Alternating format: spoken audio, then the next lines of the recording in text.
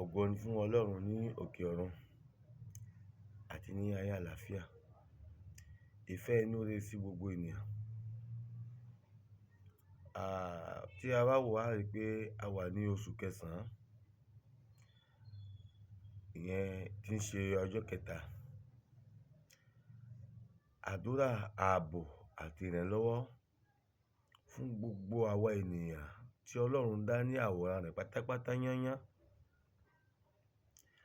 Ibi tá sì ti mú ọ̀rọ̀ yẹn jáde náà ní ìwé Psalm 118 láti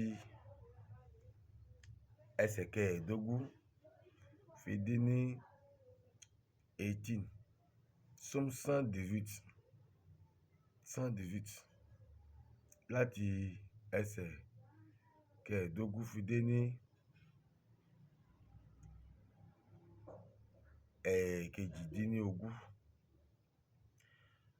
Mò ń sọ nípa ààbò àti ìrànlọ́wọ́ Ọlọ́run. Tí a bá kíyèsí á rí pé a ti wà nínú àwọn oṣù tí Sátánì máa ń sábà ṣiṣẹ́ gidi gan, tó jẹ́ pé Sátánì máa ń sábà fi ọwọ́ ba ọ̀tún òsì, tó jẹ́ pé bí kékeré ṣe ń kú ni àgbà ń kú, bí ọkùnrin ṣe ń kú bẹ́ẹ̀ ni obìnrin ń kú látọwọ́ iṣẹ́ ọwọ́ Sátánì. Ṣùgbọ́n mo gbà á ládùúrà wípé ọwọ́ Sátánì ò ní bà wá o. Ọwọ́ èṣù kò ní ba ẹnì kankan wa o. Gbogbo ibikíbi tí ẹ bá ń gbọ́ mi káàkiri àgbáńlá ayé, oṣù bàbà yìí àwa ò ní bá a lọ. Sátánì ò ní rí ẹnì kankan wa mú. Bẹ́ẹ̀ ni ogun ayé ò ní rí wa gbé ṣe. Ohun tó ń ṣẹlẹ̀ nínú ayé yìí ò dáa. Ohun kan tó ń ṣẹlẹ̀ nínú dúníà yìí le. Oríṣiríṣi accident là ń gbúròó tí ọ̀pọ̀lọpọ̀ ẹ̀mí ṣe kíni ó sì ń pàdánù. Ọ̀pọ̀lọpọ̀ èèyàn ló ń pàdánù ẹ̀mí rẹ̀ látara àwọn accident a sọ nípa rẹ̀ yìí. Àwọn míì ṣe kíni o, wọ́n ń kú ikú omi. Lórúkọ Jésù, ẹ̀mí wa ò ní bọ́ ọjọ́ ọlọ́jọ́ lọ. Orin Dáfídì sọ fún wa, ó ní ìró ayọ̀ àti ìṣẹ́gun ń bẹ nínú àgọ́ àwọn olódodo. Ọwọ́ ọ̀tún Olúwa lé a gbéga. Ọwọ́ ọ̀tún Olúwa ń ṣe agbára. Ọwọ́ ọ̀tún Olúwa ni a gbéga. Ọwọ́ ọ̀tún Olúwa ń ṣe agbára. Ẹnìkan ṣe àmì. Ọwọ́ ọ̀tún Ọlọ́run, òun la ó fi gbé ọ̀gá, la ó fi gbé ẹnì kankan wa ga. Ọwọ́ òdodo rẹ̀, òun ni yóò ṣe agbára ẹnì kankan wa. Mo wí mo sọ ní orúkọ Olúwa, ọ̀dárun ayé àti ayé, pé ọjọ́ tí ibi ń pọ̀ náà ò ní jáde. A ò ní wọ ọkọ̀ ẹ̀jẹ̀. A ò ní wọ ọkọ̀ àdánù. A ò ní wọ ọkọ̀ òfò. Èmi rẹ, a ò ní sùn nínú àgbàrá ẹ̀jẹ̀. Oṣù keje la wà ń bẹ̀ yìí o. Tá mọ̀ sí September. Àwa àyànfẹ́ Ọlọ́run, àwa ènìyàn Ọlọ́run, ẹ jẹ́ wá kún fún àdúrà. Àdúrà òun ni ọ̀pá Kristẹni. Àdúrà Ọlọ́run sí Ọlọ́run, ó ń ṣiṣẹ́ agbára.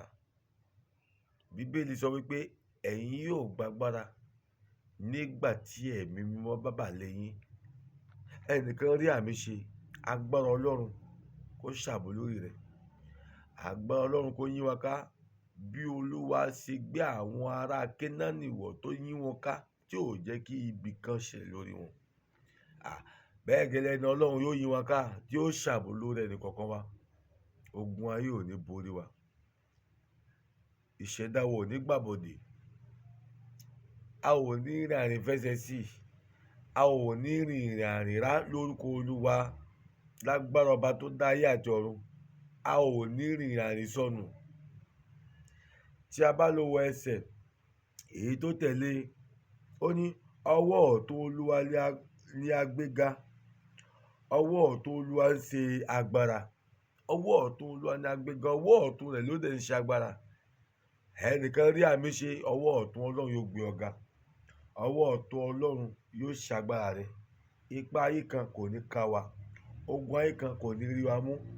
Mo wí mo sọ pẹ̀lú àṣẹ ìpè, pẹ̀lú àṣẹ ìfàmìróyàn wípé ogun ayé ò ní mú wa o, ṣèdáwọ̀ nígbàbọdé o, a ní rìn lọ́jọ́ ibi ń pọ̀ ni o, àwọn ò ní rìn fẹsẹ̀ sí i, ọkàn wa yóò balẹ̀ lórúkọ Jésù.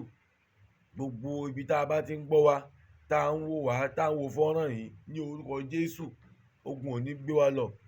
Àwa àyànfẹ́ Ọlọ́run, àwa tá a ti fi àmì òróró yàn, àwa tá a ti ṣàmìyè sí ní orúkọ Jésù, a ò ní ṣìrìn o, a ò ní ṣìrìn. Ọlọ́run tó dáàbò àwọn ọmọ Ísírẹ́lì ní ilẹ̀ Kénáánì yóò dáàbò rẹ̀ bò wá.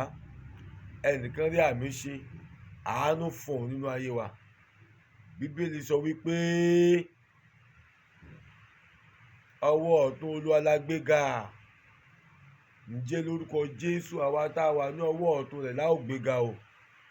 A ò ní rámáyé, a ò dẹ̀ ní báyé lọ, yóò sì dára fún wa, inú wa yóò dùn. Jésù Olúwa wa, àmín. Hallelujah. Ire o, ayọ̀ la fi bẹ̀rẹ̀ oṣù yìí o, ayọ̀ la fi parí o.